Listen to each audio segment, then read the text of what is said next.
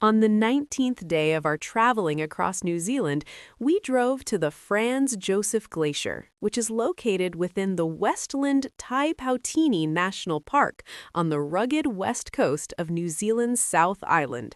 It descends from the southern Alps into a temperate rainforest, roughly 5 kilometers from the township of Frans Josef. At the entrance to the park, you come across the Defiance Hut, which was built in 1901 for climbers exploring the glacier and nearby peaks. In those days, mountaineers faced wild weather, deep snow, and dangerous ice. The hut gave them protection, warmth, and a place to rest before continuing their climb. Over time, storms and heavy snow damaged the original hut, and it had to be rebuilt.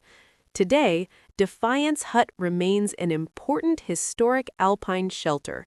It reminds visitors of the brave early explorers who crossed the glacier in harsh and unpredictable conditions. In 1865, the glacier was named after Emperor Franz Josef I of Austria by the explorer Julius von Haast. In the late 1800s, the glacier was much longer than it is today. Around 2008, it measured about 12 kilometers. However, due to climate change, it has retreated significantly and is now about 10 kilometers long.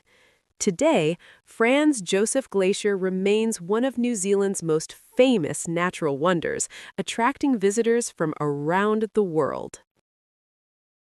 Just a short walk from the main road, hidden among rainforest trees, lies Peter's Pool. This small freshwater lake was formed by glacial movement many years ago. On calm days, it reflects the snowy peaks of the southern Alps like a perfect photograph. A flat walking track leads visitors through native bush to the pool. Birds sing in the trees, and the air feels cool and fresh. Though small in size, Peter's Pool offers one of the most beautiful views in the area, especially at sunrise and sunset. Around Frans Josef Glacier, a surprising world of green surrounds the ice. The glacier lies beside lush, temperate rainforest on New Zealand's west coast. Tall rimu and kahikatea trees rise above thick ferns and mosses, creating a rich, damp environment. Because of the high rainfall and mild climate, delicate native orchids grow on the forest floor and among tree roots. These small, beautiful flowers add color to the deep green landscape, making the area unique and magical.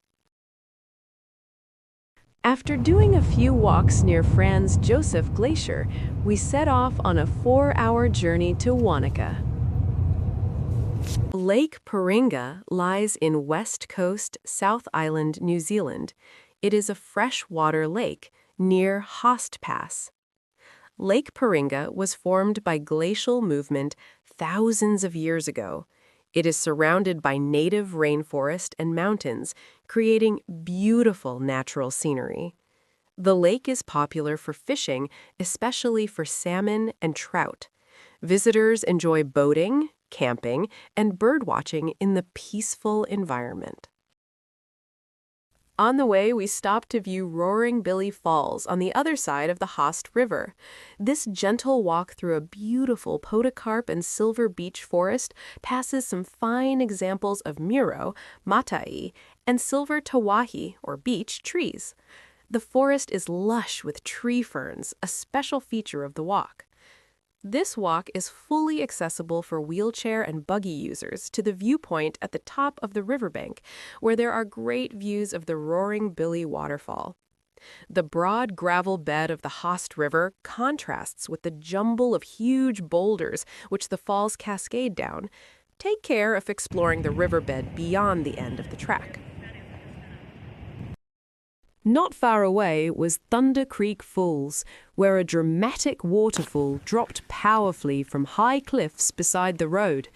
An easy walk on a sealed track that passes through Kamahi and Silver Beach Forest took us to a viewing platform above the Haast River. It has great views of the spectacular 28-metre-high Thunder Creek Falls on the other side. They're getting bitten too. Yes.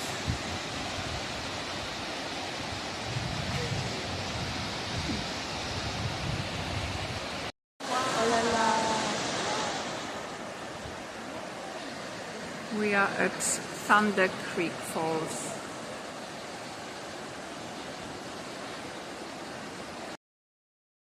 As we climbed through Host Pass, the landscape changed. The rainforest gave way to alpine scenery, winding rivers, and snow-touched peaks. Then, suddenly, the view opened to the brilliant blue waters of Lake Hawea, long and narrow beneath golden hills.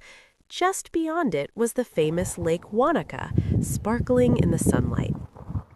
Lake Wanaka, a stunning glacial lake formed over 10,000 years ago during the last ice age. Surrounded by the southern Alps, its clear blue waters stretch for about 45 kilometers. The lake is popular for boating, fishing, swimming, and kayaking. One of its most famous sights is the lone willow tree growing in the water near the shore. Beside the lake sits the charming town of Wanaka.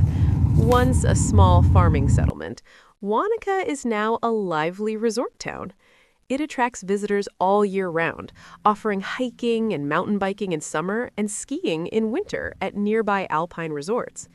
Around 12,000 people live in Wanaka. Lake Wanaka and the town of Wanaka together create one of New Zealand's most unforgettable landscapes. Wanaka was definitely one of my favorite places I visited in New Zealand.